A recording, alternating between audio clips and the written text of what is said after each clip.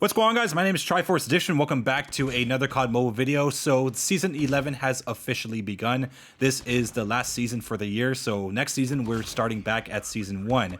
But today we are going to talk about the new weapon for season 11, which is the EM2, which has finally been released to the public. So I thought today was a good idea to give my initial thoughts on the EM2 so far, now that I have Damascus Camo on it. And thankfully I finally have Damascus because, you know, in previous previous seasons where there's only like one new weapon available, you would not get Damascus for some reason. You get gold and platinum, but never really Damascus. I guess they fixed that issue.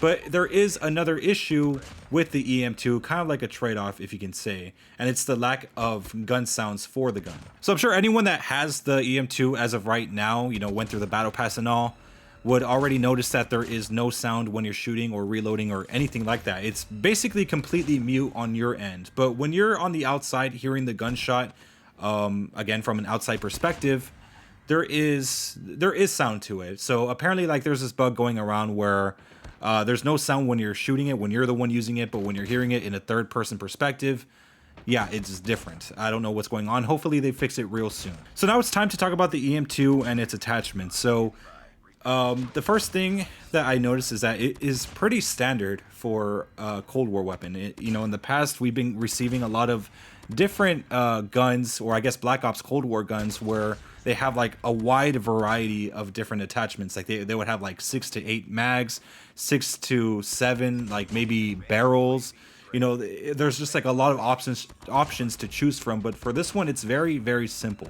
This time around, this gun only has 3 different mag attachments as well as 3 different barrel attachments. You have the Ranger one that increases your range, but it doesn't really increase the damage. But the Task Force barrel does that at the cost of recoil control. But obviously, since this is a Cold War gun, it doesn't even make a difference anyway. I would say the only one that does is probably the Peacekeeper. So even if you put the Task Force barrel on, there's not really much of a difference with your recoil control, despite the amount it says, or that I guess it claims to have an impact on. But each of the barrels actually do have some sort of upside or downside to your bullet speed. So for example, if you're using the MIP light barrel, you are going to notice a slight reduction to your bullet speed. But if you use the Ranger or the Task Force, they do get increased pretty massively. The Task Force is probably the least impacted when it comes to bullet speed, since it only increases it by like 40%. But when you use the Ranger barrel, it increases it by 90%. So again, this is another gun that relies on bullet speed, and for a very good reason. This is a very, very powerful assault rifle if you do use the Task Force barrel. So if you do use that, you get a lot better multipliers, meaning that you could actually 3-shot from longer ranges. Think of it as like the DRH OTM mag, but without any real downsides. I would say that the Ranger barrel is probably best suited for Battle Royale, since it does help with your bullet speed and it can help a long way when it comes to long range gunfights in that mode.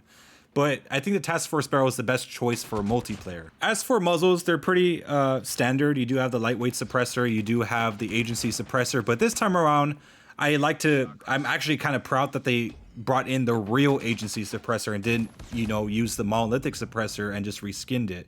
Like the agency suppressor that you see with the EM2 is the actual agency suppressor from Black Ops Cold War in its entirety. However, this agency suppressor does actually provide a downside, which is 8% bullet speed, so it's nothing really major. As for the stocks and the lasers, they're more or less the same. Nothing really changed. As for the grips, same, nothing's really changed. But for the magazines, they do have 3 different options. They have a 25 round double stack mag. They also have a 40 round extended mag and a 30 round extended mag. But none of them actually give any sort of benefit to your bullet speed or just your ammo in general. So like I said, the EM2 has very standard attachments. None of them are really that complicated, or they don't have to have like 8 of them to choose from. So it's very easy, and you don't really have to second guess what your class setup is going to be. So finally, we move on to the camo challenges. So again, it's the usual stuff, you know, long shots, headshots, all that stuff.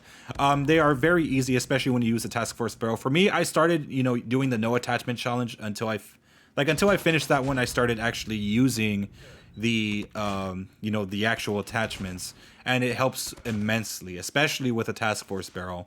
You could end up 3-shotting from a pretty long range, enough for you to actually get a long shot very consistently.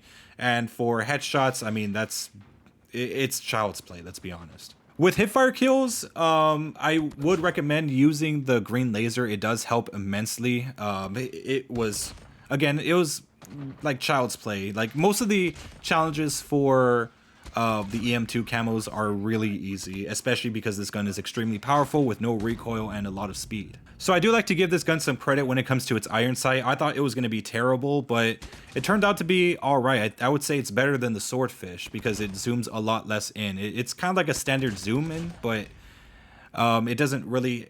It's not really obstructing like the past Cold War weapons were. If anything, it works just fine. There's no weapon bounce like there was with the Lapa. It's honestly perfect. Of course, not a lot of people like it, so they're not really gonna have to deal with it so long because the Mythic will come in within like 1 or 2 weeks. So yeah, I'm just enjoying the weapon for what it is right now.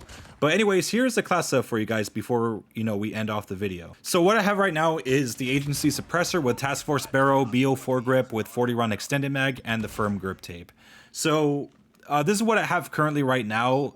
It's not really subject to change because I kind of have a feeling like this is pretty much the definitive class setup that you need. But yeah. Anyways, hope you guys enjoyed. Make sure to leave a like. Make sure to subscribe for some more COD mobile content. And I'll see you guys next time.